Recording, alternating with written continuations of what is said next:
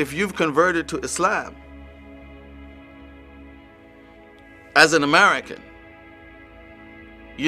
that very enterprise puts one in a position where one even comes to a point where one begins to look at one's own culture, the culture in which one was born, and not just the culture, but the reality, the sort of the whole inner workings of the value system on which one was raised and brought up, in the society in which one was brought up in. One comes to look at that as actually being alien and foreign.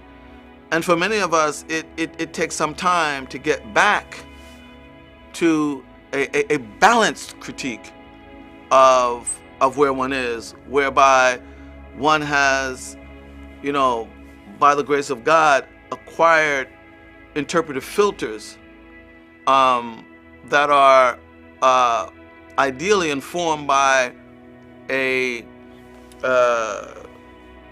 good understanding of Islam, whereby one is able to let in the good and filter out the bad. But this is a process.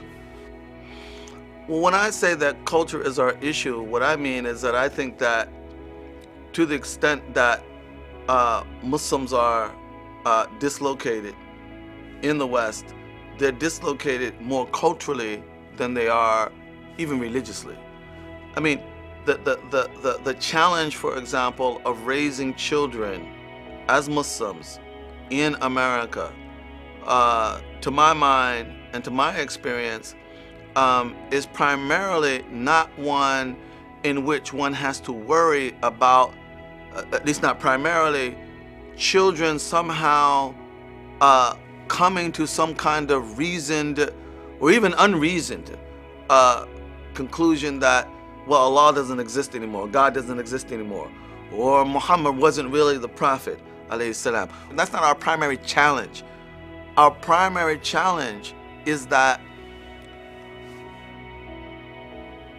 we have difficulty crafting sustainable social realities in which young Muslim children growing up into adulthood even, can feel integrated, have values that say, zina is haram, wine drinking is haram, that's all acceptable.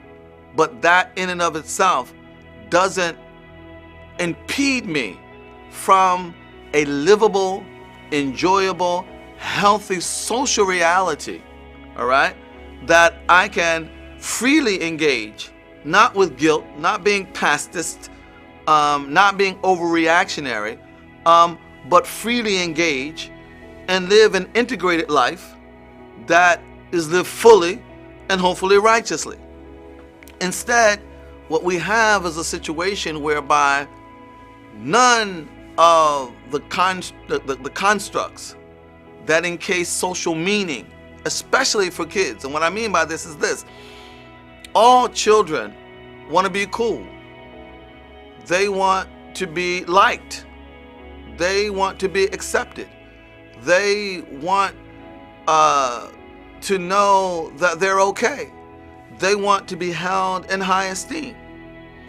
And when the values of Islam contribute nothing to what it means to be cool, to be held in high esteem, to be you're okay, then Islam will begin not only to lose its meaning, but to become an impediment to the very sort of almost social lifeblood of what children in a particular environment need.